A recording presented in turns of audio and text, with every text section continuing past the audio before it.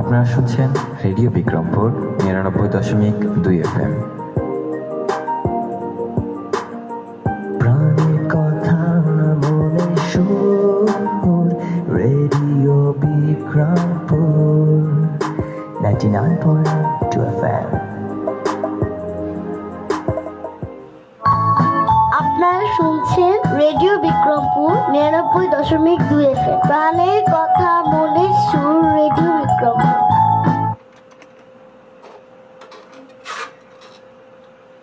আসসালামু আলাইকুম প্রিয় মুন্সিগঞ্জবাসী, কেমন আছেন সবাই? সবাইকে স্বাগত জানাচ্ছি ঢাকা বিভাগের একমাত্র কমিউনিটি রেডিও স্টেশন এবং জেলার একমাত্র electronic media radio Bikrampur ৯৯.২ FM এ আপনাদের সকলের প্রিয় কথা বন্ধু সাইফুল কিন্তু চলে আসলাম আপনাদের সকলের প্রিয় অনুষ্ঠান রেডিও বিক্রমপুর ৯৯.২ FM এর প্রতি সোমবার এবং বৃহস্পতিবারের নিয়মিত আয়োজন উদ্যোক্তার কথা নিয়ে। এবং উদ্যোক্তার কথা নিয়ে কিন্তু বরাবর মতো আমি আছি, থাকবো ঠিক সন্ধ্যা ৭টা পর্যন্ত। উদ্যোক্তার কথা মানে কিন্তু হচ্ছে মুন্সিগঞ্জ জেলার বিভিন্ন প্রান্ত থেকে আগত যে উদ্যোক্তারা আছেন তাদের কথাগুলো শেয়ার করার মাধ্যম। এবং প্রতি সোমবার এবং প্রতি বৃহস্পতিবার ঠিক সন্ধ্যা ৫টা ৩০ থেকে সন্ধ্যা ৭টা পর্যন্ত কিন্তু সম্প্রচারিত হবে আমাদের এই অনুষ্ঠানটি শুধুমাত্র ঢাকা বিভাগের একমাত্র কমিউনিটি রেডিও স্টেশন এবং জেলার একমাত্র electronic media radio Bikrampur ৯৯.২ FM এ। আজকেও কিন্তু বরাবর মতো একজন অতিথি আমাদের সাথে আছেন, তিনি কিন্তু থাকবেন পুরোটা সময় জুড়ে। আমরা থাকলেই চলবে না, আপনাদেরকে আমাদের সাথে থাকতে হবে, কথা বলতে হবে এবং আপনার কথাগুলো আমাদেরকে শেয়ার করতে হবে। এবং আপনার যদি কোনো প্রশ্ন থাকে, যদি কোনো কথা বলার থাকে, অবশ্যই আমাদেরকে আপনি SMS অথবা কমেন্টের মাধ্যমে জানাতে পারেন। তার জন্য আপনাকে যেটা করতে হবে, প্রথমেই আপনাকে চলে যেতে হবে আপনার মোবাইলের রাইট মেসেজ অপশনে, সেখানে গিয়ে টাইপ করতে হবে RBP, তারপর একটা স্পেস দিয়ে আপনার নাম লিখবেন, একটা স্পেস দিয়ে আপনার লোকেশন, তারপর আরো একটা স্পেস দিয়ে আপনার মনে যত কথা আছে লিখে আমাদেরকে পাঠিয়ে দেবেন 7171 এই নাম্বারে। অথবা যদি আপনি ফেসবুকে যুক্ত হয়ে আমাদেরকে দেখতে চান সরাসরি এবং আমাদেরকে শুনতে চান, তবে যেটা করবেন, প্রথমে চলে যাবেন আপনার ফেসবুকে, সার্চ বারে চলে যাবেন, সেখানে গিয়ে টাইপ করবেন www.facebook.com/radiobikrampur 99.2 FM। পেয়ে যাবেন আমাদের official verified Facebook fan page, যেই পেজ থেকে কিন্তু এখন আমরা লাইভে আছি। লাইভে কিন্তু আপনি আমাদেরকে সরাসরি দেখতে পারবেন পৃথিবীর যে কোনো প্রান্ত থেকে, যে কোনো সময়। এবং অবশ্যই আমাদের এই লাইভটি আপনি অবশ্যই শেয়ার করে যাবেন আপনার নিজের ওয়ালে, মেসেঞ্জার গ্রুপে, এবং ফ্রেন্ডদেরকে ইনভাইট করবেন। ঢাকা বিভাগের একমাত্র কমিউনিটি রেডিও স্টেশন এবং জেলার একমাত্র electronic media radio Bikrampur ৯৯.২ FM দেখার এবং শোনার জন্য অবশ্যই আপনার মনের কথাগুলো আপনি কমেন্টের মাধ্যমে আমাদের এই লাইভ জানিয়ে দিতে পারেন। প্রিয় দর্শক, এই মুহূর্তে চলে যাবেন আজকের অতিথির কাছে। আমি প্রথমেই অতিথির কাছে যার পরিচয়টা আমার দর্শক এবং শ্রোতাদের উদ্দেশ্যে শেয়ার করার জন্য অনুরোধ করব। আসসালামু আলাইকুম, আমার নাম হচ্ছে জান্নাত তাসনিম। আমি মুন্সিগঞ্জেই থাকি। আমার প্রতিষ্ঠানের নাম হচ্ছে হ্যানা কাবার বাই তাসনিম। এটা আর কি মেহেদি বেসড বিজনেস। আর আমি বর্তমানে হচ্ছে ডিপ্লোমা কমপ্লিট করেছি কম্পিউটার সায়েন্সের উপরে ইতিসালি মাদবর পলিটেকনিক ইনস্টিটিউট কলেজ থেকে। ইয়েস, প্রিয় দর্শক, প্রিয় শ্রোতা, আজকে কিন্তু আমাদের মাঝে উপস্থিত আছেন হ্যানা কভার বাই তাসনিম এর ওনার জান্নাত তাসনিম আপু আছেন আমাদের সাথে। তিনি কিন্তু থাকবেন ঠিক সন্ধ্যা ৭টা পর্যন্ত। অবশ্যই আপনারা আমাদের সাথে থাকবেন, আজকে কিন্তু ভরপুর আড্ডা হবে। এবং তাসনিম আপুর যে উদ্যোক্তা জীবনে যে পথ চলার গল্প, সেই গল্পটাও কিন্তু আমরা শুনবো। প্রিয় দর্শক, প্রিয় শ্রোতা, আমাদের সাউন্ড এবং আমাদের ভিডিও কোয়ালিটি সব ঠিক আছে কিনা অবশ্যই আমাদেরকে জানান দিবেন। এবং আমি আজকে অতিথিকে একটু অনুরোধ করব যে একটু লাউডলি কথা বলবেন, কারণ আমার দর্শকরা হয়তো বা অনেক সময় লাউডলি শুনতে নাও পারেন। প্রিয় দর্শক, প্রিয় শ্রোতা, অবশ্যই SMS এবং কমেন্টের মাধ্যমে আপনার কথাগুলো আমাদেরকে জানিয়ে দিবেন। এবং আপনার যে কোনো প্রশ্ন বা যে কোনো মতামত চাইলে আমাদের সাথে আপনি শেয়ার করতে পারেন। এবং এছাড়াও যারা আমাদের এই উদ্যোক্তার কথা অনুষ্ঠানে এসে আপনাদের কথাগুলো শেয়ার করতে চান, তারা আমাদের সাথে যোগাযোগ করতে পারেন। যোগাযোগ করতে পারেন দুইটা মাধ্যমে। প্রথমে চলে যান আমাদের যে ফেসবুক পেজ আছে, সেই পেজে আপনি ইনবক্সের মাধ্যমে জানিয়ে দিতে পারেন। অথবা চাইলে আপনি আমার সাথে ব্যক্তিগতভাবে যোগাযোগ করতে পারেন। সাইফুল বিন বাড়ি এই নামে সার্চ দিলে ফেসবুক আপনি একটি অ্যাকাউন্ট পাবেন। সেই অ্যাকাউন্টে আপনি একটি মেসেজ ড্রপ করবেন, অবশ্যই সেখানে আপনি নক করবেন যে উদ্যোক্তার কথা অনুষ্ঠানে আসতে চাই, অবশ্যই আপনার সাথে আমি যোগাযোগ করব। আচ্ছা, তাসনিম আপুর কাছে আমি চলে যাব যে আপু, আপনার যে platform henna cover by Tasnim, এই প্ল্যাটফর্মে আসলে মূল কাজটা কি এবং আপনারা আসলে কি কি ধরনের সার্ভিস দিয়ে থাকেন? আচ্ছা, ধন্যবাদ ভাইয়াকে। হ্যানা কাবার বাই তাসনিম যে পেজটা, এই পেজে আসলে আপনারা হ্যান্ডমেড অর্গানিক মেহেদিটা পেয়ে যাবেন, যেটা হচ্ছে আমরা বাজারে এখন অর্গানিক মেহেদি বলেই চিনি। আর তারপর হচ্ছে আমরা হোম সার্ভিস দিয়ে থাকি, মেহেদি আর্টিস্ট, মানে আমি হচ্ছে মেহেদি আর্টিস্ট, মেহেদি ডিজাইনের আর কি হোম সার্ভিস দিয়ে থাকি। মানুষের হচ্ছে বিয়ের সিজনে বা যে কোনো ওকেশনে বা কোনো একটা ইভেন্টে হচ্ছে মূলত মেহেদি ডিজাইনটা আর কি নিতে চায়, তখন আর কি আর্টিস্ট খুঁজছি, সেই হিসেবে আর কি আমরা মেহেদি আর্টিস্ট হিসেবে সার্ভিস দিই। আচ্ছা, আপনার যে প্ল্যাটফর্ম, সেই প্ল্যাটফর্ম আসলে পরিধি কোন পর্যন্ত, আপনারা আসলে কোন পর্যন্ত সেবাটা দিয়ে থাকেন? মুন্সিগঞ্জ জেলার আভ্যন্তরীণ নাকি দেশব্যাপী? বর্তমানে মুন্সিগঞ্জ জেলা পর্যন্তই আছে। মুন্সিগঞ্জ জেলার অনেক থানা আছে, তো প্রত্যেকটা থানাতে আমরা কম বেশি আর কি সার্ভিস দিই। গতবার হচ্ছে আমরা মাওয়া পর্যন্ত মানে সার্ভিস দিতে গেছিলাম। তো এরকম মাওয়া, টঙ্গিবাড়ি, তারপর হচ্ছে আলদি, এরকম অনেক দূর দূর জায়গা পর্যন্ত সার্ভিস দিই। মানে অল ওভার মুন্সিগঞ্জে হ্যাঁ, আপনারা all over আপনাদের মেহেদি মুন্সিগঞ্জ। সার্ভিসটা দিয়ে হ্যাঁ। থাকেন। আসলে হেনা বললে অনেকে আসলে কনফিউজ হয়ে যায় যে আসলে হেনার ফুল মিনিং কি, আবার এটা ইংরেজিতে নাম লেখেন, যেমন গতকালকে আমি কনফিউজ ছিলাম যে আসলে এটা উচ্চারণটা কি হয়, HENNA হেনা। মূলত মেহেদি একটা বাংলা নাম, তো মেহেদির আসলে ইংরেজি নামটাই হচ্ছে হেনা। এটা আসলে উচ্চারণটা হেনা হয়, বাট যখন আপনি এটা লিখবেন তখন আসলে স্পেলিং করলে এটা হয়ে যায় হেন্না। তো যাই হোক, যারা হেনা নিয়ে কনফিউজ যে আসলে হেনার অর্থ কি, হেনা কভার বাই তাসনিম, তাদের কাছে বলতে চাই যে হেনা অর্থ হচ্ছে মেহেদি, এবং মেহেদি কভার বাই তাসনিম আসলে বুঝতে তাসনিম হচ্ছে মেহেদিটা কভার করে, এই জন্য Yes. Hena cover by Tasnim.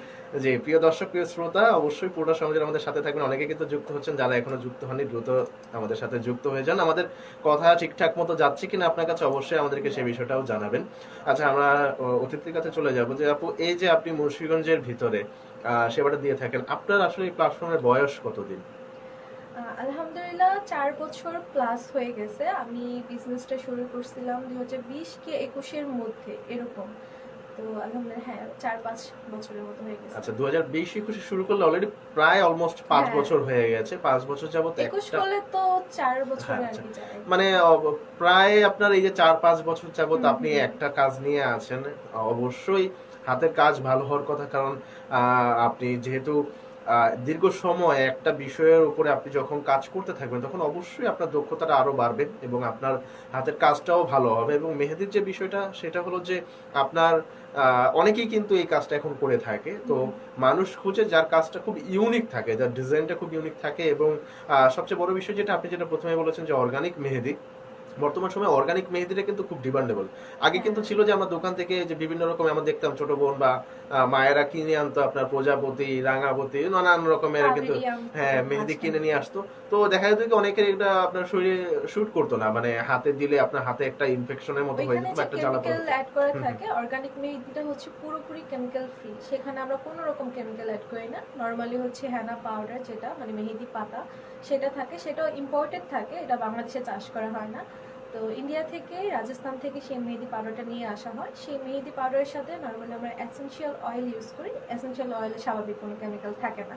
তো এসেনশিয়াল অয়েলের সাথে লেবু, চিনি, যেভাবে আর কি প্রসেসিং থাকে সেভাবে হচ্ছে বানিয়ে আমরা প্রত্যেকটা কাস্টমারের কাছে দিয়ে থাকি। আর এমন না যে মেহেদিটা আমরা আগে থেকে ডিপ করে রাখি, আমরা ফ্রেশলি বানাই, ফ্রেশলি হচ্ছে কাস্টমারের কাছে দিই।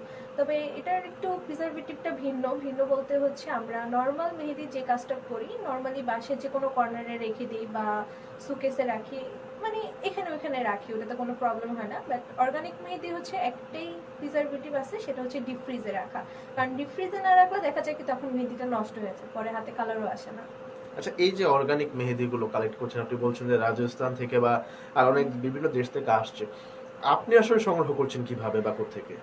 যেহেতু আমি মুন্সিগঞ্জে আপাতত সবকিছু সেল করতেছি, এই জন্য আমার বড় সড়ো কোনো প্রোডাক্ট লাগে না, অল্প কিছু খুচরা লাগে। তো যার কারণে হচ্ছে আমি এরকম কারো কাছ থেকে নেই যে কিনা ইন্ডিয়া থেকে নিয়ে আসে। তো ভালো যার প্রোডাক্টটা হয় সেটাই আর কি ওনার কাছ থেকে পেজের মাধ্যমে অর্ডার করি, পেজের মাধ্যমে আসে। তো সেইভাবে মানে আপনি ইন্ডিয়া থেকে সরাসরি প্রোডাক্টটা নিজে ইম্পোর্ট করেন? না না না, নিজে না, আমি অন্য একজন থেকে নেই, উনি ইন্ডিয়া থেকে নিয়ে আসে। আচ্ছা, আমি আচ্ছা। ওনাকে উনি কি শুধু আপনার জন্য আনে না নাকি না মানে না, উনি আমার জন্য অনেকের আনে, জন্য নিয়ে অনেকের আসে? জন্য আনে, হ্যাঁ। আচ্ছা, এই যে আপনি যে অর্গানিক বলছেন, প্রোডাক্টটা অর্গানিক বলছেন, সেটা নিশ্চয়তা আসলে আপনি কিভাবে দিচ্ছেন? কারণ কি, প্রথমত এটা ইন্ডিয়া, রাজস্থান কিন্তু ইন্ডিয়ারই একটা প্রদেশ। হুম। তো যিনি ইন্ডিয়াতে আছেন বা ইন্ডিয়া থেকে নিয়ে আসছেন, তিনি হয়তো রাজস্থান থেকে অরিজিনাল বা যে অথেন্টিক যে মেহেদি গুঁড়োটা আছে বা যেটাকে আপনি হেনা পাউডার বলছেন, সেটা হয়তো নিয়ে আসছে। তো আপনি কিভাবে শিওর হচ্ছেন যে না এটাই অর্গানিক এবং এটাই আপনার হাইজেনিক একটা প্রোডাক্ট?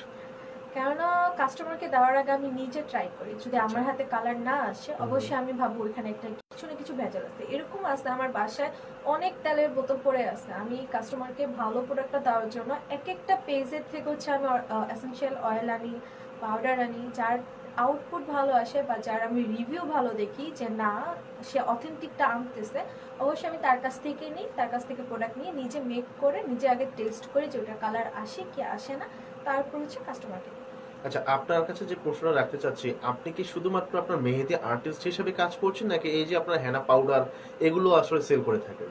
না, বর্তমানে হচ্ছে অর্গানিক মেহেদিটা সেল করতেছি আর হচ্ছে আর্টিস্ট হিসেবে আছে। অর্গানিক মেহেদি মানে মেহেদি অথবা গুঁড়ো কোনটা? যেটা মেহেদি কোন, যেটা আমরা আর কি আচ্ছা। নরমালি নিয়ে হাতে কাজ করি। আচ্ছা, মানে আপনি এই যে যে হেনা পাউডার, সেই পাউডারটা এনে সেটার সাথে আপনার যে আরো উপাদান যেগুলো আছে হ্যাঁ, সেগুলো হ্যাঁ। মিক্স করে দেন আপনি এটা সেল করছেন। হ্যাঁ, আচ্ছা, আপনার প্ল্যাটফর্মের নাম হচ্ছে হেনা কভার বাই তাসনিম, এটা কি প্রথম থেকে এই নামেই চলছে? হ্যাঁ, হ্যাঁ, প্রথম থেকে এই নামেই ছিল, এই নামটা আমি কখনো চেঞ্জ করিনি। এই নামটাই রাখার আসলে মূল কারণ কি? অনেকে কিন্তু অনেক রকমের নাম রাখে। হ্যাঁ, কমন নাম হচ্ছে মেহেন্দি বাই অন্য একজনের নাম, বা আরো অনেক কিছুর নাম থাকে। তবে হচ্ছে আমার এই নামটা রাখার কাজ হচ্ছে যে ফার্স্টে হেনা কাভার বাই তাসনিম, মানে হচ্ছে আমার হেনাটা কারো হাতে কাভার হবে, মানে কারো হাতে যে তুলবে বা কারো হাতে যে এসে কাজ করবে, তো জিনিসটা আমার মেহেদি। তো যার জন্য আর কি ওই পেজের নামটা এরকম রাখছি যে সবার কাছে হাতে হাতে চলে যায়। লাইক মানে হেনা কাভার বাই তাসনিম মিন্স যে আমার মেহেদিটা কারো হাতে কাভার হইতেছে, ফুল কাভার করতেছে, বা আমি কাজ করে দিতেছি, এরকম। ওকে, আমরা কিন্তু প্রাথমিকভাবে তাসনিম আপুর যে বিজনেস স্ট্র্যাটেজি সেটা আমরা জানলাম। প্রিয় দর্শক, প্রিয় শ্রোতা, যারা আমাদেরকে দেখছেন অবশ্যই লাভটি শেয়ার করে দিবেন। আমি তাসনিম আপু সহ যারা দেখছেন আমাদেরকে সবাইকে অনুরোধ করব আপনারা লাইভটি শেয়ার করে দিবেন, নিজের মেসেঞ্জার গ্রুপে সবাইকে ইনভাইট করবেন আমাদেরকে দেখার জন্য এবং শোনার জন্য। প্রিয় দর্শক, প্রিয় শ্রোতা, আমাদের সাথে যুক্ত হওয়ার জন্য আপনাকে যেটা করতে হবে, প্রথমে চলে যেতে হবে আপনার মোবাইলের রাইট মেসেজ অপশনে, সেখানে টাইপ করতে হবে আরবিপি, তারপর একটা স্পেস আপনার নাম, একটা স্পেস আপনার লোকেশন, তারপর একটা স্পেস আপনার মনে যত কথা আছে লিখে আমাদেরকে পাঠিয়ে দেবেন 7171 এই নাম্বারে। অথবা যদি আপনি ফেসবুকে যুক্ত হয়ে আপনার কথাগুলো আমাদেরকে শেয়ার করতে চান, তবে যেটা করবেন, প্রথমে চলে যাবেন আপনার ফেসবুকে, সার্চ বারে চলে যাবেন, সেখানে টাইপ করবেন www.facebook.com/রেডিও বিক্রমপুর 99.2 FM, পেয়ে যাবেন আমাদের official verified Facebook fan page. যেই পেজ থেকে কিন্তু এখন আমরা লাইভে আছি, লাইভে কিন্তু আপনারা আমাদেরকে সরাসরি দেখতে পারবেন পৃথিবীর যে কোনো প্রান্ত থেকে, যে কোনো মুহূর্তে, যে কোনো সময়। এবং অবশ্যই এই লাইভের কমেন্ট বক্সে কি আপনার কথাগুলো আপনি আমাদের সাথে খুব সহজেই শেয়ার করে দিতে পারবেন। এবং অবশ্যই পোস্টে আপনি শেয়ার করে যাবেন আপনার নিজের ওয়ালে, মেসেঞ্জার গ্রুপে, এবং ফ্রেন্ডদেরকে ইনভাইট করবেন আমাদের আজকের লাইভটি দেখার এবং শোনার জন্য। আমরা দেখতে পাচ্ছি আমাদের সাথে কিন্তু আমাদের একজন নিয়মিত শ্রোতা খন্দকার ইরফান আলী বিপ্লব ভাই যুক্ত আছেন। Welcome to radio Bikrampur 99.2 FM। তিনি লিখেছেন শুভ সন্ধ্যা ভাইয়া, থ্যাংক ইউ সো মাচ আমাদের সাথে যুক্ত থাকার জন্য। দেখতে পাচ্ছি আমাদের সাথে যুক্ত আছেন শম্পা এসডি, যুক্ত আছেন আমাদের সাথে, থ্যাংক ইউ সো মাচ আমাদের সাথে থাকার জন্য। তিনি লিখেছেন nice, thank you so much, অবশ্যই পুরো সময় জন্য আমাদের সাথে থাকবেন। এই মুহূর্তে আমি আমাদের তাসনিম আপুর কাছে যে প্রশ্নটি রাখতে চাচ্ছি যে আপু, আপনি একজন ডিপ্লোমা ইঞ্জিনিয়ার, আপনি পড়াশোনা করেছেন কম্পিউটার টেকনোলজির উপরে। হ্যাঁ। আসলে তার বাইরে গিয়ে আসলে এই প্রফেশনে আসার আসলে মূল কারণটা কি? আচ্ছা, বিজনেস যে জিনিসটা সেটা আমি আরো স্কুলের পর থেকে আমার অনেক ইচ্ছা থাকে যে আমি কোনো কিছু নিয়ে বিজনেস করব। ড্রেসের বলেন বা মেহেদির বলেন বা যে কোনো আর্ট সাপ্লাই, এরকম আমার ফার্স্টে বিজনেসটা ছিল আর্ট রিলেটেড। আমি তখন স্কেচ করতাম, ওয়াল পেন্টিং করতাম। বিজনেসের শুরুটা হচ্ছে আমার এখান থেকে হয়েছে। আর মেহেদি বিজনেসটা হচ্ছে আমার ফাইনাল, মানে বাস এই পর্যন্ত এসে আমি আর কোনো কিছুতে শিফট করব না, এরকম। তো আমি এরকম অনেক বিজনেস করছি, পেন্টিংয়ের, তারপর স্কেচের, ক্রাফটের। তো এখন রানিং বলতে আমার এই মেহেদির প্ল্যাটফর্মটা আছে, যেটা হচ্ছে আমার নিজের, মানে আমার ভালো লাগে, শখের জিনিস কাজটা। তো যার জন্য দেখা গেছে পড়াশোনার পাশাপাশি হচ্ছে আমি এই কাজটা করতেছি। আমার নিজের হাত খরচও হয়ে যাচ্ছে, বা আমার ফ্যামিলিকেও দিচ্ছি মাঝে মধ্যে, মানে আমার নিজের খুশি লাগে যে জিনিসটা, এই জন্য আমার এখন বিজনেস কন্টিনিউ বা পড়াশোনার পাশাপাশি করতেছি। অনেকে আছেন যারা আসলে প্যাশন থেকে প্রফেশনে চলে আসে। প্যাশন অর্থ হলো আপনার শখের বসে অনেক কিছু করা। অনেকে প্যাশনের জায়গা থেকে এসে আপনার সেটাকে প্রফেশনাল মোডে চলে যায়। এমন অনেকেই উদ্যোক্তা এখানে এসেছেন যারা আসলে শখে শখে কাজ করতে গিয়ে তারা একটা সময় প্রফেশনালি এরকম কাজের সাথে ইনভলভ হয়ে গেছে। আপনার বিষয়টা কি সেরকম যে আপনি প্যাশন থেকে আপনার মনে হলো যে না আপনি মেহেদি দিতে পারেন ভালো, বা এই কাজটা আপনার সাথে যায়, সেখান থেকে কি আপনার প্রফেশনালি শুরু করা, নাকি এমনি জাস্ট দিতেন, হয়তো আপনার কোনো ফ্রেন্ড সার্কেল বা আপনার যারা কাজিন আছে তাদেরকে মেহেদি দিয়ে দিতেন, সেখান থেকে আপনার মনে হলো যে না আমি করতে থাকি একটা সময় এসে?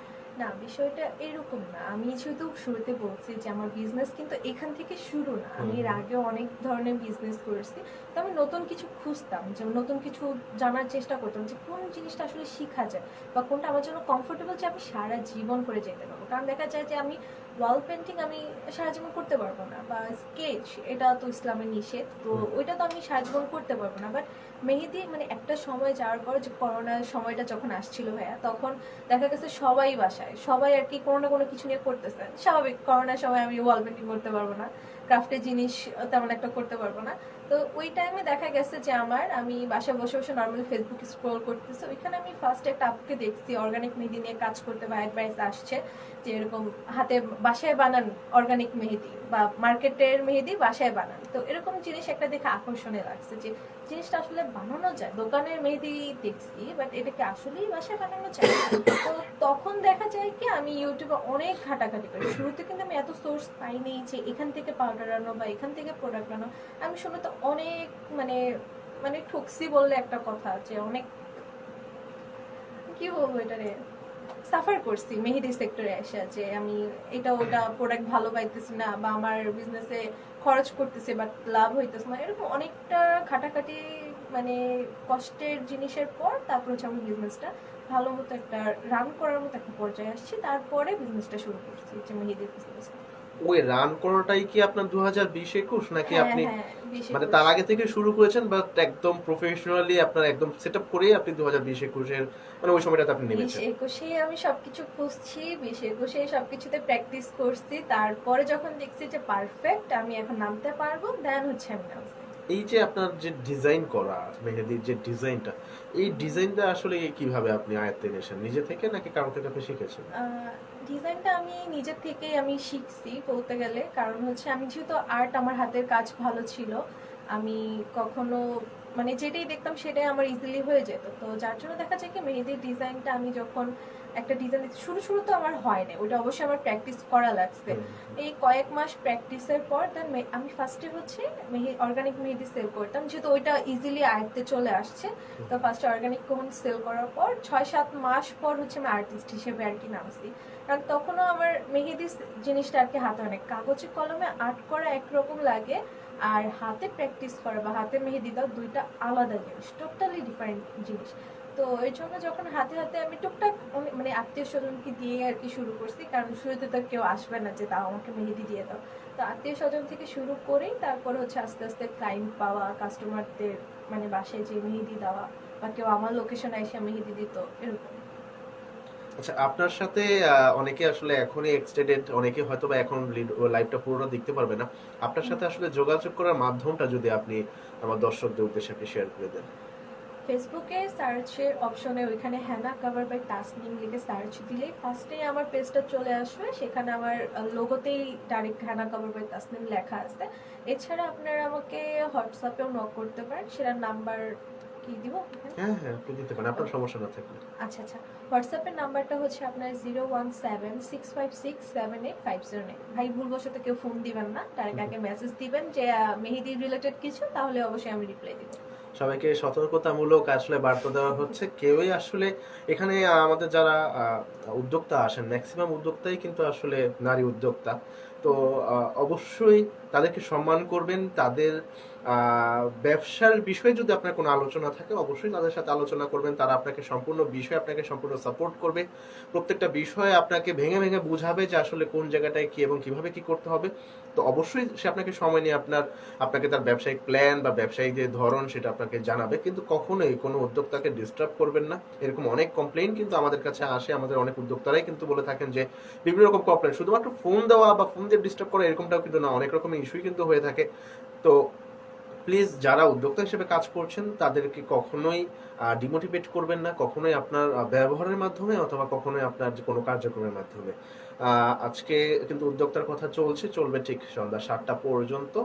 হেনা কভার বাই তাসনিমের ওনার তাসনিম আপু আছেন আমাদের সাথে, তিনি থাকবেন আমাদের সাথে পুরো সময় জুড়ে, এবং যারা আমাদেরকে দেখছেন এবং শুনছেন অবশ্যই আপনারাও আমাদের সাথে পুরো সময় জুড়ে থাকবেন। এবং থাকার জন্য আপনাকে যেটা করতে হবে, প্রথমেই চলে যেতে হবে আপনার মোবাইলের রাইট মেসেজ অপশনে, সেখানে টাইপ করতে হবে RBP, তারপর একটা স্পেস আপনার নাম, একটা স্পেস আপনার লোকেশন, তারপর একটা স্পেস দিয়ে আপনার মনের যত কথা আছে, যত প্রশ্ন আছে, যত মতামত আছে লিখে আমাদেরকে পাঠিয়ে দিবেন 7171 এই নাম্বারে। অথবা যদি আপনি ফেসবুকে যুক্ত হয়ে আপনার কথাগুলো আমাদেরকে শেয়ার করতে চান অবশ্যই আপনি চলে যাবেন আপনার ফেসবুকে, সার্চ বারে চলে যাবেন, সেখানে গিয়ে টাইপ করবেন www.facebook.com/radiobikrampur 99.2 FM, পেয়ে যাবেন আমাদের অফিসিয়াল পেজ। এই পেজে কিন্তু আমরা লাইভে আছি, লাইভের কমেন্ট বক্সে গিয়ে আপনার কথাগুলো আপনি আমাদের সাথে খুব সহজেই শেয়ার করে দিতে পারবেন। প্রিয় দর্শক, আসলে কিন্তু ঠান্ডার একটা বার্তা নিয়ে, শীতের বার্তা নিয়ে কিন্তু আসলে এখনই ঠান্ডা কিন্তু আমাদের কাছে এসে গেছে। অনেকেই কিন্তু এখন সিক, আবহাওয়া পরিবর্তনের কারণে। ব্যক্তিগতভাবে আমি কিন্তু খুব সিক। আমি কিন্তু সকালবেলা আপনার আজকে হাফ ডে অফিস করে বাসায় গিয়ে একটা লম্বা ঘুম দিয়েছি। ঘুম থেকে উঠে একটা প্রচন্ড মাথা ব্যথা নিয়ে কিন্তু আপনাদের মাঝে আমি আজকে এখন উপস্থিত আছি। তো আপনার কি অবস্থা, কোথায় আছেন, আপনার পরিবেশ পরিস্থিতি কেমন এবং আপনার শারীরিক অবস্থা কেমন, অবশ্যই আমাদেরকে জানাবেন SMS অথবা কমেন্টের মাধ্যমে। এবং অবশ্যই লাইভটি শুনবেন, লাইভটি শেয়ার করবেন আপনার নিজের ওয়ালে, মেসেঞ্জার গ্রুপে এবং ফ্রেন্ডদেরকে ইনভাইট করবেন রেডিও বিক্রমপুর 99.2 FM এর আজকের উদ্যোক্তার কথা অনুষ্ঠানটির পর্বটি দেখান এবং শোনার জন্য। আমরা কিন্তু অনেকক্ষণ যাবতীয় কিন্তু আপুর ব্যবসায়িক বিষয়ে নিয়ে আলোচনা করছিলাম। আপুর ব্যক্তিগত জীবন নিয়ে আসলে জানতে চাচ্ছি যে আপু আসলে আপনি মুন্সিগঞ্জে কোথায় থাকেন এবং কি করছেন, এই প্রফেশনের বাইরে আসলে আপনি কি করছেন? আচ্ছা, বর্তমানে হচ্ছে আমি মুন্সিগঞ্জ সদর সুপার মার্কেট এরিয়ার মধ্যে থাকতেছি, এক্সাক্ট লোকেশন দিচ্ছি না, এরিয়ার মধ্যে আছি, ওইখানে আমার বাসা। আর বর্তমানে আমার ডিপ্লোমা পড়ালেখা শেষ হওয়ার পর ভার্সিটির প্ল্যান আছে, তো ওইটাই কাজ চলতেছে। ডিপ্লোমা আপনি মানে কত সালে শেষ করেছেন? 2019 না, হ্যাঁ 19 না, সরি, হ্যাঁ হ্যাঁ, ডিপ্লোমা 2019 আর কি আমার শুরু হয়েছে, শেষটা সম্ভবত করোনার কারণে গ্যাপ গেছে। এটা হচ্ছে 25-23 শেষ হয়েছে। আচ্ছা, আপনি বলেন 2019-20 হ্যাঁ সেশন। হ্যাঁ 19-20 সেশন। আচ্ছা, কম্পিউটার টেকনোলজি নিয়ে পড়ার আসলে মূল কারণটা কি?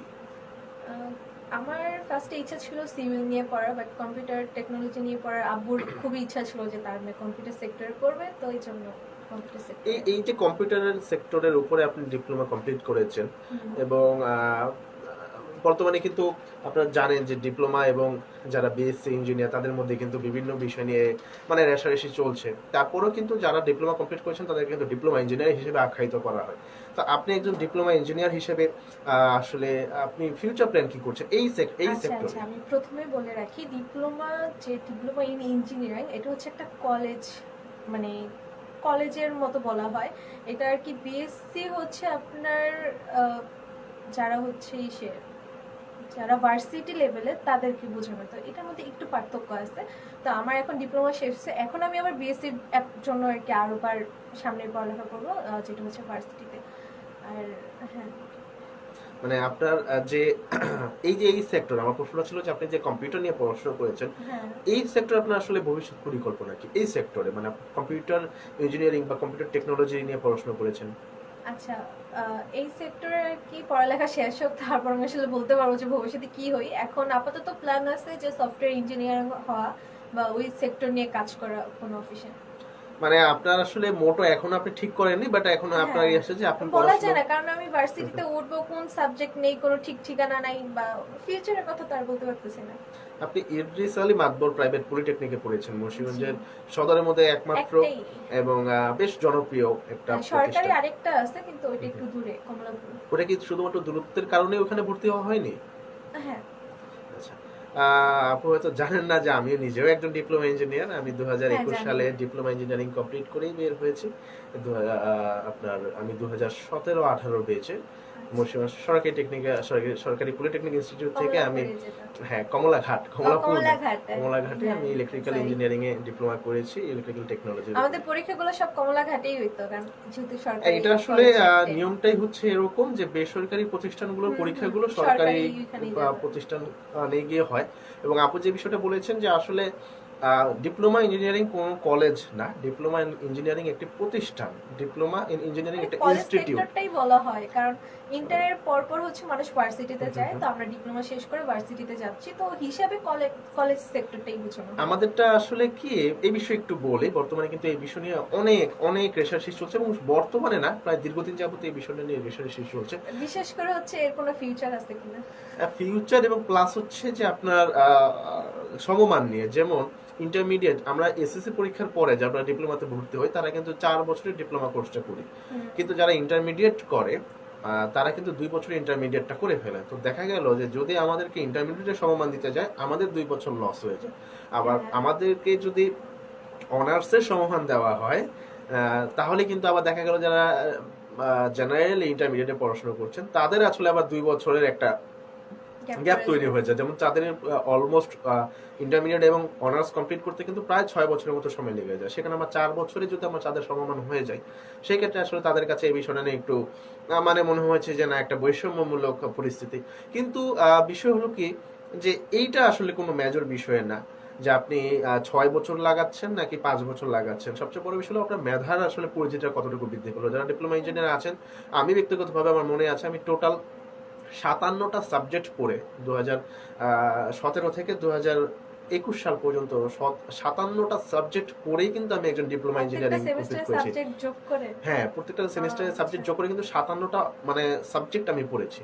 তো 57টা সাবজেক্ট, 57টা বই পড়ে আপনার অলমোস্ট 4 বছরে 8টা সেমিস্টার পরীক্ষা দিয়ে, 8টা মিড টার্ম পরীক্ষা দিয়ে, অসংখ্য ক্লাস টেস্ট, কুইজ টেস্ট, বিভিন্ন রকম টেস্ট দেওয়ার পরেই কিন্তু আমরা ডিপ্লোমা ইঞ্জিনিয়ারিংটা কমপ্লিট করি। তো মেধা থেকে আমাদের অনেক কিন্তু প্র্যাকটিক্যাল থাকে। হ্যাঁ, অনেকেই মনে করেন যে বর্তমান সময়ে যারা পলিটেকনিকে বা পড়াশোনা করেন তাদের মেধার মান খুবই নিম্নমান, কিন্তু এরকমটা কিন্তু না।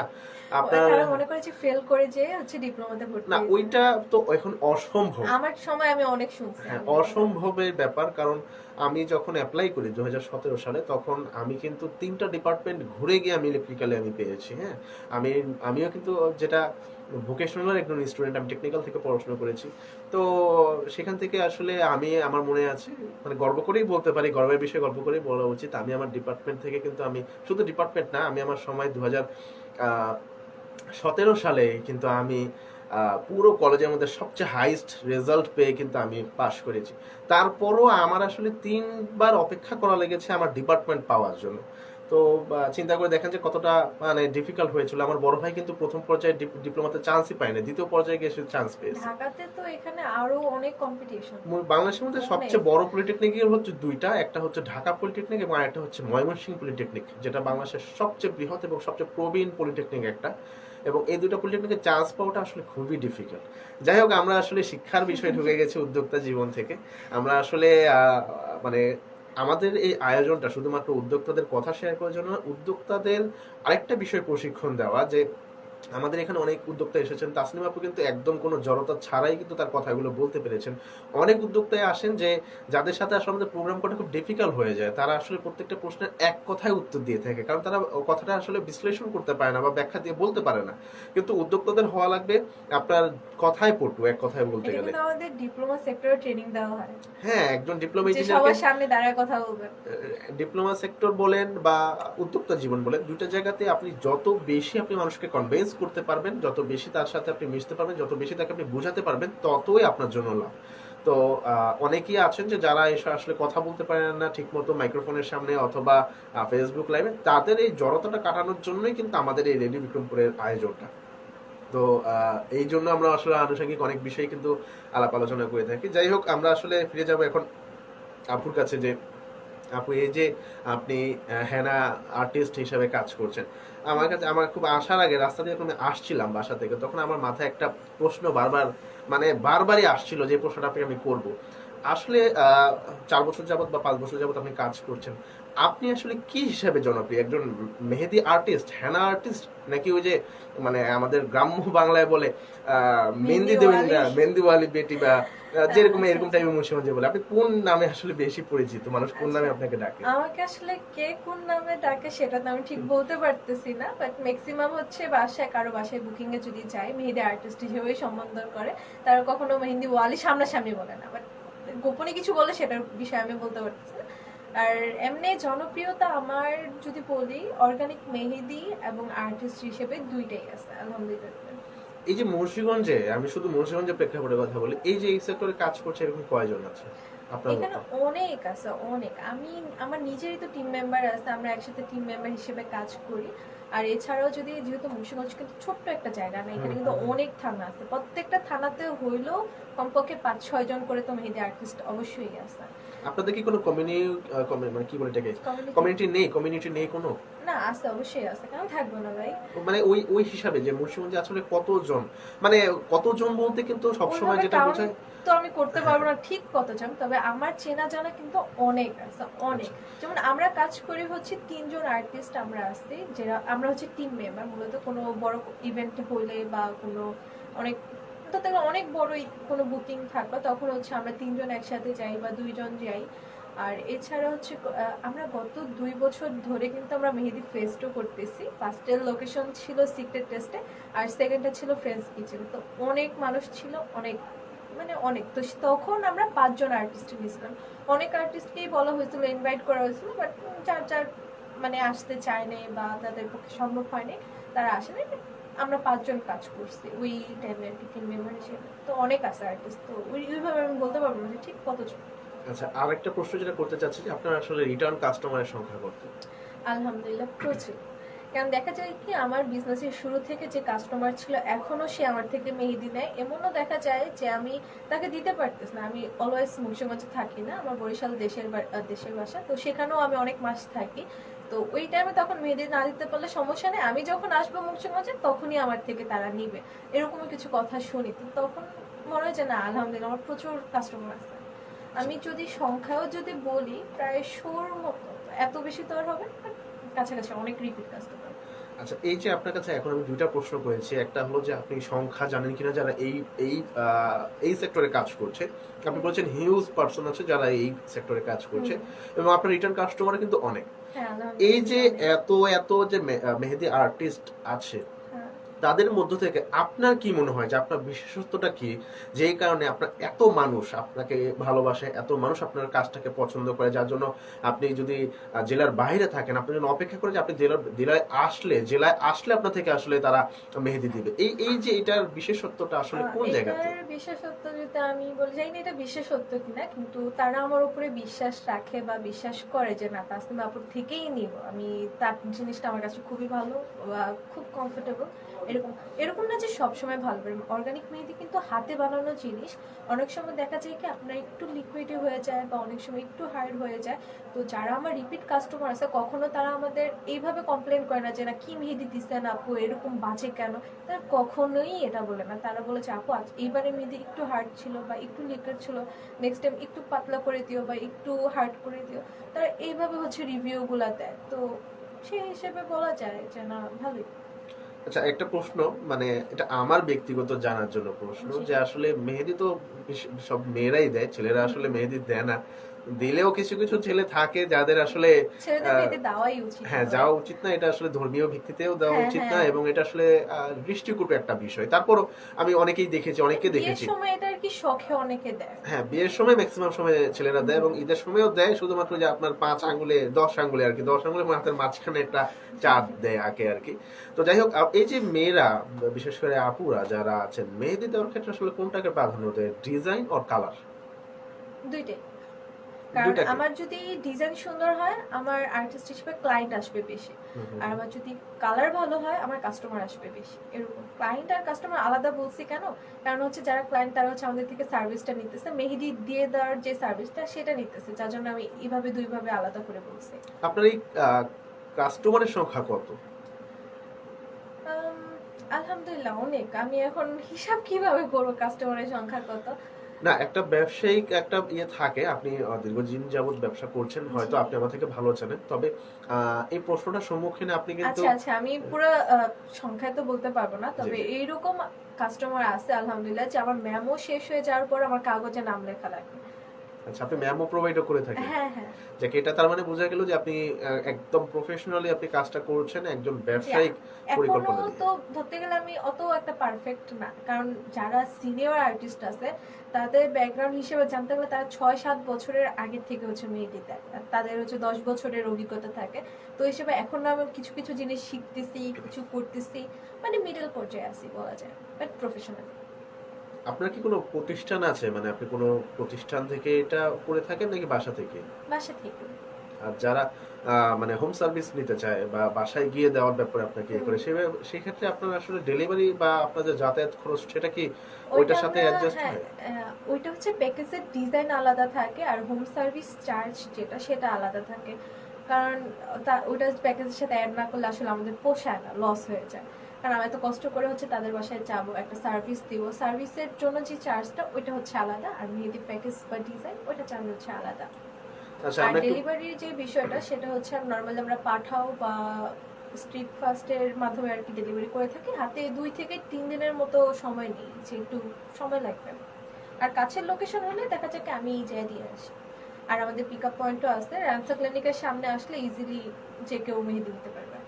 আচ্ছা, এই যে আপনি মেকআপ না মেহেদি আর্টিস্ট মেহেদি হিসেবে কাজ artist। করছেন, আপনার মিনিমাম এবং ম্যাক্সিমাম আসলে কস্ট আপনি কত নিয়ে থাকেন? মিনিমাম এবং ম্যাক্সিমাম, যে সর্বনিম্ন কত টাকার মধ্যে আপনি মেহেদি দিয়ে থাকেন এবং সর্বোচ্চ কত টাকা পর্যন্ত? ডিজাইনের উপরে। ডিজাইন হোক বা যে কোনো বিষয়ের উপরে। আচ্ছা আচ্ছা, ঠিক আছে, তাহলে ফার্স্টে অর্গানিক কোনের বিষয়ে বলে, আমার হচ্ছে 3টা সাইজ অ্যাভেলেবল আছে, আর নখের মেহেদিও আছে। তো নখের মেহেদির একটা সাইজ, তো অর্গানিক মেহেদির হচ্ছে ছোট সাইজ, বড় সাইজ, মিডিয়াম সাইজ আর বড় সাইজ। ছোট সাইজে থাকে হচ্ছে আপনার 20 থেকে 21 গ্রামের মতো মেহেদি, আর মিডিয়াম সাইজে থাকে হচ্ছে 25 থেকে 27 পর্যন্ত আর কি থাকে। আর সরি, মিডিয়াম সাইজে। আর বড় সাইজে থাকে হচ্ছে আপনার 30 থেকে 33 গ্রাম এরকম। আর যেহেতু প্যাকেজের কথা, যেটা হাতের মেহেদি ডিজাইন, সেটা আমরা স্টার্টিং প্রাইস করি হচ্ছে 2400 টাকা থেকে। খুবই রিজনেবল প্রাইসে 2400 টাকা থেকে শুরু করে 6-7 হাজার পর্যন্ত যায় আর কি। 2400 টাকা রিজনেবল? 2400 টাকা দিয়ে আমাদের ছেলেদের 2 ঈদের শপিং হয়ে যায়। ওইটা তো হচ্ছে আপনাদের শপিং, কিন্তু বিয়ের সময় কিন্তু ছেলেরা 2-3 হাজারে শপিং করে না। তো ওই হিসেবে এক বিয়ের সময় মেয়েদের 2400 টাকার একটা মেহেদি প্যাকেজ খুবই রিজনেবল। হ্যাঁ, এটা রিজনেবল হবে, কারণ এটা মজার কথা হলো যে বিয়ের সময় জামাইরাই কনের টাকা দেয়। কনের যে মানে যে পাত্রী আছে তার হাতের মেহেদি থেকে শুরু করে তার পায়ে যদি আলতাও লাগায়, তার খরচ কিন্তু আমাদের জামাই বাবাজিরাই কিন্তু অবশ্যই দেওয়া প্রোভাইড উচিত, করে থাকেন। কেন দিবে না তা? তো তাদের কাছে অবশ্যই এটা রিজনেবল লাগবে। এটা না, যদি এই এটা বিষয়ে পার্সোনাল হয় একটা তবেও কথা রিজনেবল। বলতে চাই, একটা জি জি, কথা অবশ্যই বলতে অবশ্যই। সবার হাজবেন্ডরা কিন্তু এটা টাকা দেয় না। আমি এরকমও কিছু ক্লায়েন্ট পাইছি, তারা হচ্ছে তাদের স্বপ্ন, তারা আমাদের যখন মেহেদি দিয়ে দেয় তখন তারা হচ্ছে আমাদেরকে অনেক কাহিনী বলে, অনেক কাহিনী শুনিও। তো তখন হচ্ছে আমাদের বলে যে আপু, এটা আমার ড্রিম ছিল যে আমি মেহেদি দিব এইভাবে হাত করে, আমি নিজে নিজে টাকা জমাইছি, টিউশনি করছে। এরকম অনেক মেয়েরাই আছে যে নিজের টাকা দিয়ে নিজেরা অনেক নিজের শখ পূরণ করে আর কি এই বিয়ের সময়। আচ্ছা, আর বিয়েতে তো দেখা যায় যে ছেলেরা মেহেদি পাঠায় দেয়, কাবেরি মেহেদি, কিছু কিছু অর্গানিক মেহেদিও পাঠায়, বাট ম্যাক্সিমাম কাবেরি 5 পয়েন্টের মেহেদি এরকম পাঠায়। আচ্ছা, আপনার কাছে যে পরের প্রশ্নটা আমি করতে চাচ্ছি, এই যে আপনি মেহেদিগুলো দিয়ে থাকেন, হুম। আপনার মেহেদি, আপনার যে অর্গানিক মেহেদি, এটা আসলে যেই কালারটা বা রংটা, এটা আসলে মিনিমাম কতদিন পর্যন্ত থাকে? মিনিমাম হচ্ছে যদি আপনি সাবান পানি খুব কম ব্যবহার করেন তাহলে মিনিমাম 6 দিন থাকবে, এটা আমি গ্যারান্টি বলতে পারবো। মিনিমাম 6 দিন যদি আপনি সাবান পানি কম ইউজ করেন বা ধরেনই না এরকম। কিন্তু আপনি যদি সাবান পানি ইউজ করেন বা আপনারা খুবই বেশি কাজ করেন, তো সেই ক্ষেত্রে দেখা যায় কি মিনিমাম 5 দিন থাকে, 4 দিন 5 দিন, মানে সুন্দর কালার যেটা সেটা। আর হাতের থেকে একবারে উঠে যাইতে আপনার অনেকের 1 সপ্তাহ লাগে, সরি 1 সপ্তাহ অনেকের হচ্ছে আপনার 1 মাসও লাগে, অনেকের 20 দিন লাগে, অনেকের 15 দিন লাগে, এরকম ডিপেন্ড করে। 1 মাসও টিকে যায় অনেক সময়। হ্যাঁ, 1 মাসে টিকে কোনটা আপনার হচ্ছে হাতে প্রচুর কালার হয়ে গেছে, একবারে কালো হয়ে গেছে, ওইটা আসলে ছাপ ছোপ যেটা আর কি আমরা বলি, সেটা তো থেকেই যায়, ওইটা আর কি পুরোপুরি ভ্যানিশ হইতে 1 মাসের মতো সময় লাগে। আচ্ছা, আমরা আসলে ব্যবসায়িক আপনার যেই গঠনিক যে বিষয়টা, সেই বিষয় সম্পর্কে জানলাম, প্রাইসিং এর বিষয়টা জানলাম যে আপনারা মিনিমাম শুরু করে থাকেন 2400 টাকা থেকে, আপনারা প্রাইস স্টার্ট করে থাকেন প্যাকেজে যে। আরেকটা কথা হচ্ছে যে শুরু তো করে 2400 টাকা থেকে, বাট তারপরও যদি কাস্টমার একটা বাজেট থাকে যে আপু আমি তো 2000-এর মধ্যে ডিজাইন দিতে চাচ্ছি, বা এরকম 2500-এর মধ্যে বা আরো কমে, তখন কি করা যায়? তখন হচ্ছে আমরা অফার করেছি আপু আপনি এই ডিজাইনটা হয়তো চেঞ্জ করে এই ডিজাইনটা দেন, বা এরকম হালকা ডিজাইন দেন, বা আমরা এরকম কিছু অফার করে যাতে হচ্ছে ওনারাও কমফোর্টেবল ভাবে দিতে পারে তাদের নিজস্ব বাজেটের মধ্যে। আমাদের বাজেটেই দিতে হবে এরকম কোনো কথা নেই। এই 2400 টাকার প্যাকেজ যেটা আমার হঠাৎ মাথায় আসলো, এই প্যাকেজটা কি আসলে 2 হাত নাকি অনেকে পায়েও তো মেহেদি দিয়ে না থাকে? না, পায় না, শুধু হাতের। শুধু 2 হাতের জন্য 2400? পায়েরটা হচ্ছে আলাদা, পায়ের হচ্ছে স্টার্টিং প্রাইসে হচ্ছে 500 টাকা থেকে শুরু করে 2-3 হাজার টাকা পর্যন্ত যায়। আচ্ছা, যাই হোক, আমরা আপনার কাছে এখন যে বিষয়টা জানতে চাচ্ছি, এই যে একটা যে কোনো উদ্যোক্তা বলেন, যে কোনো বিজনেস বলেন, বিজনেসের অগ্রগতি তখনই হবে যখন তার মার্কেটিংটা আপনার খুব হায়ার লেভেলে করা হবে। আমি নিজেও সেলস ডিপার্টমেন্টের একজন লোক, আমরা প্রচুর মার্কেটিং করে থাকি আমাদের প্রোডাক্টের, এবং প্রত্যেকটা কোম্পানি কিন্তু প্রোডাক্টের খুব বেশি পরিমাণ অ্যাডভার্টাইজমেন্ট করে থাকে, ইউনিক কিছু করার চেষ্টা করে। তো এই যে আপনার যে platform henna cover by Tasnim, এই প্ল্যাটফর্মে যে এই যে 4 বছরে এতটা পরিচিতি, এই পরিচিতির পিছনে আসলে মূল রহস্যটা কি, এবং আপনার মার্কেটিংটা আপনি কিভাবে করে থাকেন? আচ্ছা, অনলাইন প্ল্যাটফর্মের ভিতরে আসলে আমি মার্কেটিং ওইভাবে কিছু করিনি। মানুষ যে মানে অ্যাড দেয় বা হচ্ছে বুস্ট করে ওইভাবে আমি কিছুই করি নাই। ন্যাচারালি হচ্ছে ফলোয়ার্স বা লাইক যেটাই বলেন সেটা আর কি গ্রো করছে। আর এমনি অফলাইন যদি বলি, যেরকম আমি একজনকে মেহেদি দিয়ে দিছি, তার 10 জন ফ্রেন্ড ছিল, সেই 10 জন ফ্রেন্ড হচ্ছে মেহেদিটা দেখছে, দেখে পছন্দ করছে। ওই 10 জনের মধ্যে মিনিমাম 2 জন তো হচ্ছে আমাদেরকে বুকিং করবে। এরকম ভাবে হচ্ছে অফলাইনে হচ্ছে মার্কেটিংটা হয়েছে। বাট অনলাইনের বিষয়টা আমার মাঝখানে একটা গ্যাপ পড়ে গেছিলো, যার জন্য রিচও কিছুটা কমে গেছে। তো মিলেছিল এরকম, অনলাইনে তেমন একটা মানে আপনার অনলাইন থেকে অফলাইনে হ্যাঁ, আপনি marketing বেশি বেশি। সক্রিয় এবং বেশি মার্কেটিং করেছেন। কোনো উদ্যোক্তা প্ল্যাটফর্মের সাথে আপনি যুক্ত আছেন নাকি? আগে ছিলাম, কিন্তু বর্তমানে হচ্ছে নাই। আচ্ছা, অনেকেই এখানে যারা উদ্যোক্তা আসেন তাদের একটা সমস্যা, তাদের একটা না মানে সবারই একটা কমন সমস্যা হলো প্রোডাক্ট ডেলিভারির ইস্যু। হ্যাঁ, হ্যাঁ, এই এটা এই অনেক ইস্যুটা সমস্যা, যেটা আমারও আছে। কারণ দেখা যায় কি, অর্গানিক মেহেদি আপনার যদি একদিনে দিয়ে দেওয়া হয় খুবই ভালো, কিন্তু ডেলিভারি যে কোম্পানিগুলো আছে তারা কিন্তু আগে মেন ফ্যাক্টরি বলে না, কি বলে, গোডাউন, গোডাউন, গোডাউন। হ্যাঁ যাই হোক, সেখানে আগে নেয়। সেখান থেকে হচ্ছে আলাদা আলাদা করে যে কোন কোন জায়গায় যাবে, তো জিনিসগুলো প্রসেসিং করতে 2 দিনের মতো সময় লেগে যায়। তো দেখা যায় কি সেই সময় মেহেদিটা 2 দিন বাইরে থাকা একটু রিস্ক হয়ে যায়। মেহেদি বাইরে থাকতে পারে মিনিমাম 5 দিনের মতো বা 4 দিন, তবে আমরা কাউকে প্রেফার করি না আসলে বাইরে রাখা, কিন্তু ডেলিভারি প্রসেসিং আসলে একটু ডিলে হয়ে যায়। বাট না, কালার ঠিক থাকে, আমি ওটাতে আসলে সমস্যা হয় না। আপনাদের যে ডেলিভারি সিস্টেম, যে ধরেন আপনি মুর্শিদাবাদ সদর থেকে কাজ করেছেন, আপনার একটা ডেলিভারি দিতে হবে আপনার লৌহজলে অথবা শ্রীনগরে, সদর থেকে কিন্তু অনেক ওই যে দূরে। বললাম 2 দিনের মতো সময় নিয়ে যায়, এটা অনেকটা প্যারা হয়ে যায়। যে অনেকের পার্সোনাল ডেলিভারি ম্যান থাকে, আসলে ওরকম নাই, বা এরকম কোনো কোম্পানি নাই যে একদিনের মধ্যে হ্যাঁ আমি দিয়ে আসতে পারবো, আজকে সকালে নিব কালকে দিয়ে, মানে কালকেই দিয়ে দিল মানে বা আপনি সব আজকেই ডেলিভারি দিব। কি এই প্রতিষ্ঠানের মধ্যে পাঠাও বা এরকম হ্যাঁ, প্রতিষ্ঠানের মাধ্যমে দিয়ে থাকেন? আচ্ছা, আমি কিছু কিছু যে লোকেশন কাছে আছে, মানে আমি রিক্সা দিয়ে যাবো, রিক্সা দিয়ে চলে আসবো, আমার কোনো সমস্যা নাই। আমি যে চার্জটা করে থাকি ডেলিভারি চার্জ, সেটা আর কি আমার পোষায় চাইতেছে, তাইলে ওকে আমি যাই দিয়ে আসি। অনেক সময় দেখা যায় কি ডেলিভারি চার্জ আমার বেশি হয়ে যেত, but তাও আমি নিজে যাই দিয়ে আসি, যেগুলো কখনো ডেলিভারি ম্যান না পাই তখন আর কি।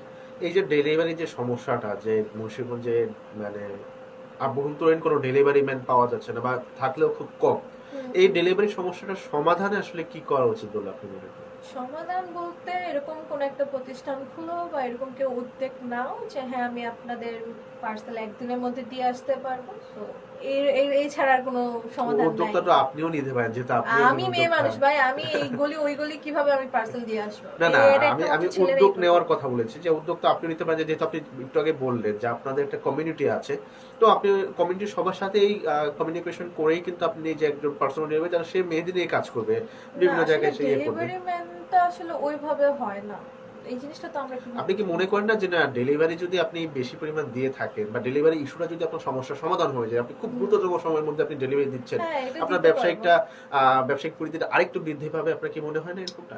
হ্যাঁ এটা হবে, পজিটিভ জিনিস তো অবশ্যই হবে, কিন্তু আসলে দেখা যায় কি আমাদের অনেক কাজ থাকে, আমরা যারা এই সেক্টরে আছি সবাই তো মেহেদি নিয়েই করে থাকি না, এটা হচ্ছে একটা কথা। অনেকে পাশাপাশি পড়ালেখা করে বা ফ্যামিলি সাংসারিক কাজ থাকে, অনেকে অনেক কিছুই করে। তো ডেলিভারি যে বিষয়টা, ওটা আসলে ডেলিভারি ম্যানের উপরেই ছাড়া দরকার। তো ওইটা আর কি, ওই রকম পার্সোনাল কারো বা পরিচিত এরকম কেউ নাই আমাদের যে আমরা তাদেরকে বলবো যে একদিনের মধ্যে জিনিসটা দিয়ে আসতে। তো ওই জিনিসটাই হওয়ার জন্য কারো না কারো, কোনো ছেলেরই, অবশ্যই কোনো ছেলেরই তো এরকম উদ্যোগ নেওয়া উচিত, যে বা কোনো প্রতিষ্ঠানের উদ্যোগ নেওয়া উচিত যে আমি আপনার পার্সেলটা আজকে নেব, আজকে দিয়ে আসবো, ফার্স্ট ডেলিভারি যে জিনিসটা বলে ওইটা আর কি হবে। তো ওইটা আসলে মেয়েদের পক্ষে সম্ভব না। প্রিয় দর্শক, প্রিয় শ্রোতা, শুনতে পাচ্ছেন ঢাকা বিভাগের একমাত্র কমিউনিটি রেডিও স্টেশন এবং জেলার একমাত্র electronic media radio Bikrampur 99.2 FM। চলছে উদ্যোক্তার কথা, চলবে ঠিক সন্ধ্যা 7টা পর্যন্ত। ঘড়ি কাটা কিন্তু বলছে অলরেডি 6টা বেজে 41 মিনিট। মোস্ট প্রবাবলি অনেকে জানেন যে আমরা আসলে একটু চোখের সমস্যা থাকার কারণে ধরে জিনিস দেখতে আমার একটু ডিফিকাল্ট হয়। আচ্ছা, দেখতে পাচ্ছি আমাদের সাথে যুক্ত আছেন প্রবীর মিত্র শীল আছেন আমাদের সাথে। Welcome to radio Bikrampur 99.2 FM।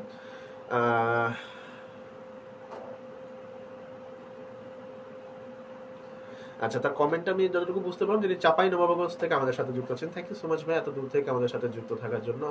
Isha Akter আছেন আমাদের সাথে, welcome to radio Bikrampur 99.2 FM। তিনি লিখেছেন হাই জান্নাত আপনি, আপনাকে হাই জানিয়েছে। হ্যালো। আচ্ছা, অনেকে কিন্তু যুক্ত আছেন, তারা কিন্তু অবশ্যই তাদের কথাগুলো আমাদেরকে শেয়ার করবেন, এবং শেয়ার করার জন্য আপনাকে যেটা করতে হবে, প্রথমে আপনাকে চলে যেতে হবে আপনার মোবাইলের রাইট মেসেজ অপশনে, সেখানে টাইপ করতে হবে আরবিপি, তারপরে স্পেস আপনার নাম, একটা স্পেস আপনার লোকেশন, তারপর একটা স্পেস আপনার মনে যত কথা আছে লিখে আমাদেরকে পাঠিয়ে দেবেন 7171 এই নম্বরে, অথবা ফেসবুকে চলে আসুন, সার্চ করুন www.facebook.com/radiobickrompur 99.2 FM, পেয়ে যাবেন আমাদের অফিসিয়াল পেজ, যে পেজে আমরা এখন লাইভে আছি। লাইভে আমরা আমাদের উদ্যোক্তার কথা অনুষ্ঠানটি সম্প্রচারিত হচ্ছে। আজকে কিন্তু আমাদের সাথে আমাদের স্টুডিওতে যুক্ত আছেন হ্যানা কভার বাই তাসনিমের ওনার তাসনিম আপু আছেন, তিনি কিন্তু থাকবেন পুরো সময় জুড়ে। অবশ্যই আপনি আমাদের সাথে যুক্ত থেকে আপনার যে মনের কথা আছে, যে কোনো প্রশ্ন কিন্তু আমাদেরকে করতে পারেন। আপুর উদ্দেশ্যে যদি আপনার কোনো প্রশ্ন থাকে বা কোনো কিছু জানা থাকে, অবশ্যই আপনি কমেন্টের মাধ্যমে জানাতে পারেন, এবং অবশ্যই পোস্টে শেয়ার করে যাবেন আপনার নিজের ওয়ালে মেসেঞ্জার গ্রুপে, এবং সবাইকে ইনভাইট করবেন রেডিও বিক্রমপুর দেখার এবং শোনার জন্য। আমরা আসলে চলে যাবো আমাদের আজকের অতিথির কাছে, যে আপু আমরা এখন যাবো আপনার ব্যবসায়িক যে পলিসি, সেই পলিসি সম্পর্কে জানলাম। এই মুহূর্তে আসলে জানতে চাচ্ছি আপনার কিছুক্ষণ আগে আমরা আপনাকে কম্পিউটার সেক্টরে, আপনি যে সেক্টরে পড়াশোনা করেছেন সেই সেক্টর নিয়ে জিজ্ঞেস করছি। এই যে এই প্রফেশনে আপনি আছেন, মেহেদি আর্টিস্ট হিসেবে আছেন, এই প্রফেশনে আসলে আপনার ভবিষ্যৎ পরিকল্পনাটা কি? আচ্ছা, ভবিষ্যৎ পরিকল্পনা বলতে ইচ্ছা আছে যে যতদিন আসি বেঁচে আসি আর কি, কন্টিনিউ করা একটা বয়স পর্যন্ত অবশ্যই। তো কন্টিনিউ করার ইচ্ছা আছে, বাকিটা চাই না আল্লাহর উপরে। আচ্ছা, মানে কন্টিনিউ তো হ্যাঁ, করার ইচ্ছে continue করার আছে, ইচ্ছা। মানে ভবিষ্যৎ বলতে এইটাই, কন্টিনিউ করা, আরো আগায় নিয়ে যাও।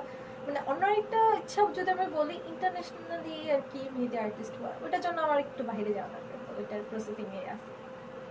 মানে আপনি এখন তো আপনার বাসা থেকে অনলাইনের মাধ্যমে হোক বা অফলাইনের পরিচিতির মাধ্যমে হোক, বাই ফোন আপনি কাস্টমার পেয়ে থাকেন, এবং সেখানে গিয়ে আপনি সার্ভিসটা দেন।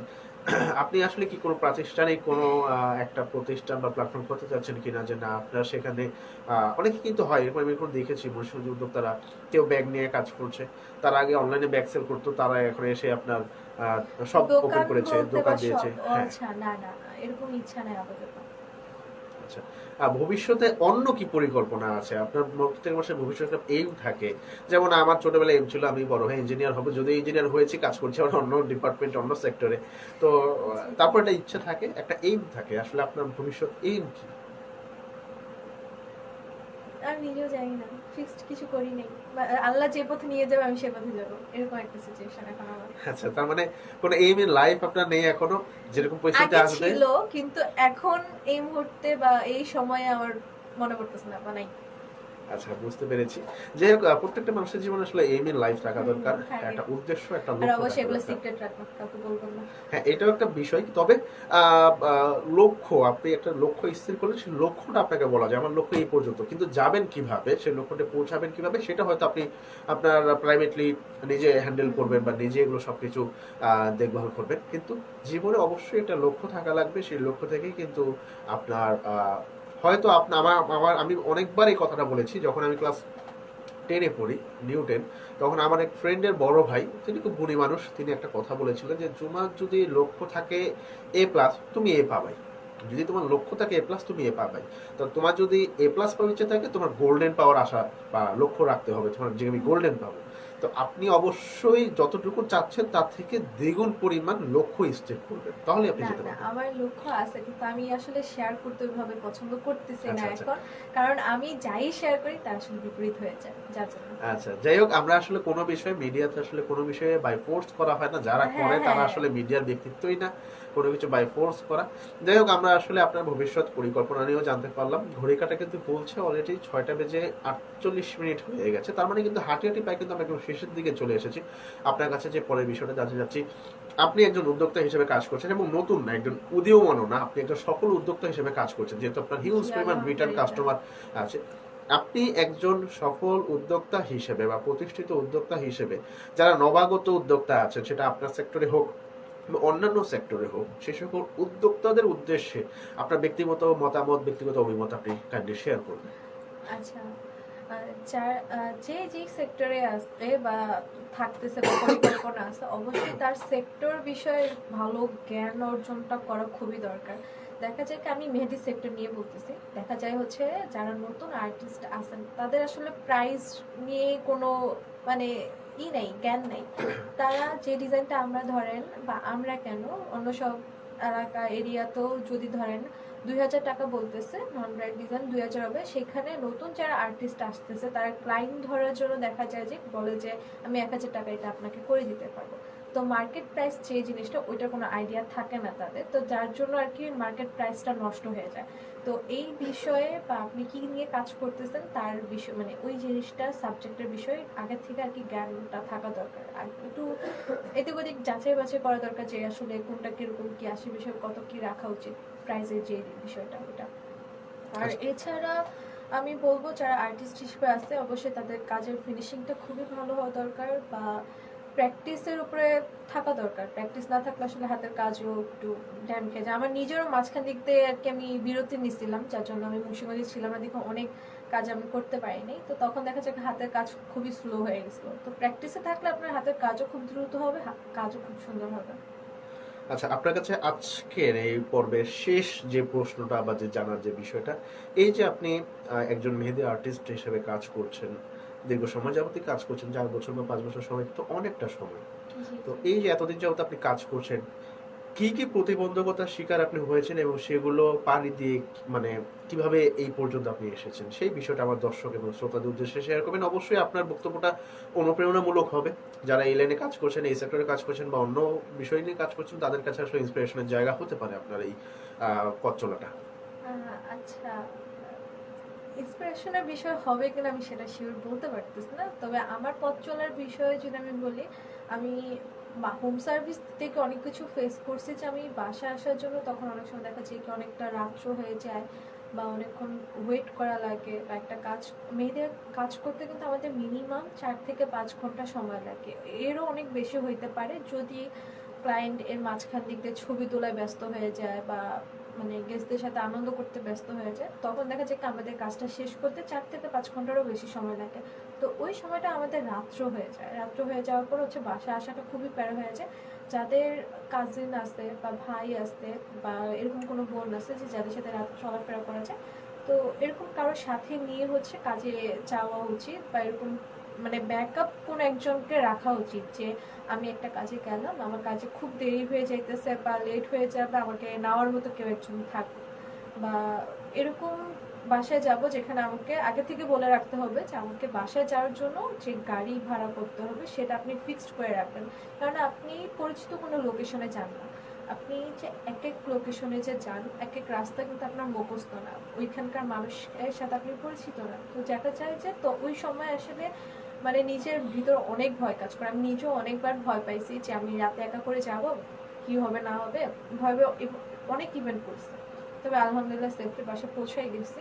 তো এরকম সাথে কারো না কারো একজন থাকা দরকার বা ব্যাকআপ কোনো পার্সন রাখা দরকার যে যে আমাকে বাসায় নিয়ে যেতে পারবে। শুরু শুরু ইভেন্টগুলো আমি সেরকম করছি যে আম্মুকে সাথে নিয়ে যাইতাম, কিন্তু যখন আম্মু দেখছে আমি একটু কমফোর্টেবল হয়ে গেছি, তো তখনই হচ্ছে আমি একা একা যাই। বা টিম মেম্বারের সাথে গেলে তখন একটু চিন্তা কম থাকে কারণ সাথে একজন থাকে। তবে একা ইভেন্টে গেলে অবশ্যই যাওয়া আসার যে সেফটি যে জিনিসটা সেটা আগে মেনটেন করা লাগবে। আর এছাড়া তো ওরকম কোনো প্রবলেম হয়নি। ফ্যামিলি প্রবলেম বা কোনো না কোনো প্রবলেম? প্রবলেম বলতে হ্যাঁ, আব্বু শুরুতে এই জিনিসটা কাজটা তো একটা পছন্দ করতো না, কারো বাসায় যাব এত লেট করে আসবো বা একটা সময় লাগবে, তো ওই জিনিসটা আব্বু পছন্দ করতো না। তবে আস্তে আস্তে আব্বু সাপোর্ট করতো খুবই, আর আম্মু তো শুরু থেকেই সাপোর্ট করে। আমার আম্মু হাতের কাজ খুবই ভালো করতো, যার জন্য তার থেকে আমার এই গুণটা আসছে আলহামদুলিল্লাহ। তো ওইখান থেকে হচ্ছে আম্মু আমাকে অলওয়েজ সাপোর্ট করে যে না আগায় যাও, যা করবো করো, সমস্যা নেই, আসি আমি। ধন্যবাদ জানাচ্ছি জান্নাত তাসনিম আপুকে, হেনা কভার বাই তাসনিমের ওনার, আমাদের সাথে যুক্ত থেকে আপনার উদ্যোক্তা জীবনের পথ চলার প্রতিটা গল্প শেয়ার করার জন্য, প্রতিটা কথা শেয়ার করার জন্য। আমার দর্শকরা এবং আমরাও প্রত্যেকে এনজয় করেছি। আপনার কাছে সর্বশেষ যে বিষয়ে আমার মানে আজকে আপনার থেকে জানতে চেয়ে আসলে আমরা অনুষ্ঠানটি শেষ করব, রেডিও বিক্রমপুর 99.2 FM এবং আমার যদি উদ্যোক্তার কথা অনুষ্ঠান, এই দুটা বিষয় নিয়ে আপনার ব্যক্তিগত মতামত বা অভিমত এবং আমাদের দর্শকদের উদ্দেশ্যে আপনার যে কোনো কথা আপনি শেয়ার করবেন প্লিজ। আচ্ছা, এই বিষয়ে মতামত হিসেবে খুবই ভালো, কি বলবো, খুবই ভালো। কারণ কেউ কোনো কিছু নিয়ে বিজনেস করলে এখানে এই প্রোগ্রাম এসে তার নিজের জার্নিটা শেয়ার করতে পারে বা সবাইকে জানাতে পারে, এটা খুবই ভালো একটা জিনিস। তার উপর হচ্ছে একটা মার্কেটিং হয়েছে, কারণ আপনি এখানে এসে জানাচ্ছেন মানুষকে, মানুষ কিন্তু আরো কিছু জানতেছে। এরকম এখানে অনেক মানুষ আছে যারা আমাকে চিনেও না, তো তারা নতুন করে আমাকে চিনতেছে, জানতেছে, তো ওই হিসেবে পজিটিভ, এটা খুবই ভালো। ওকে, আমাদের অনুষ্ঠানে কিন্তু আমরা একদম শেষের দিকে চলে এসেছি অলরেডি। 7:55 হয়ে গেছে, সরি 6:55, সরি 6:55 হয়ে গেছে। আমাদের কিন্তু একদম হাঁটি একদম আমরা শেষ পর্যন্ত চলে এসেছি। আমার দর্শক এবং শ্রোতাদের উদ্দেশ্যে আপনি আসলে আপনার বিদায়ী বক্তব্যটা রাখবেন প্লিজ। সবাই আমার পেজে ফলো করবেন, লাইক কমেন্ট করবেন। আজকের জন্য বিদায় নিচ্ছি। আসসালামু আলাইকুম।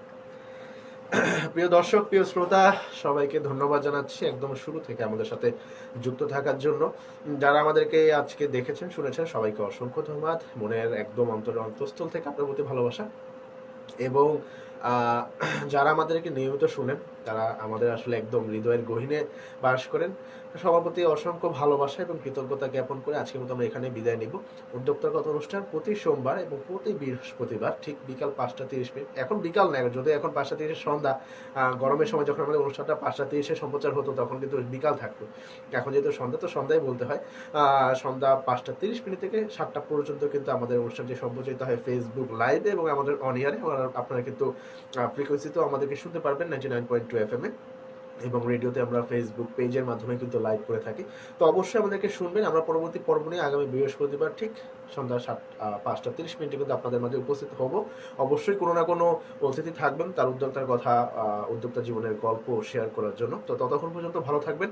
আমি আজকে তাসনিম আপুকে আরো একবার ধন্যবাদ জানিয়ে আজকের মতো আমরা এখানে বিদায় নিব। সবাই ভালো থাকবেন, সুস্থ থাকবেন এবং সবসময় শুনতে থাকবেন ঢাকা বিভাগের একমাত্র কমিউনিটি রেডিও স্টেশন এবং জেলার একমাত্র electronic media radio Bikrampur 99.2 FM। আজকে সাইফুল বিন এখানে বিদায় নিচ্ছি। আল্লাহ হাফেজ, আসসালামু আলাইকুম।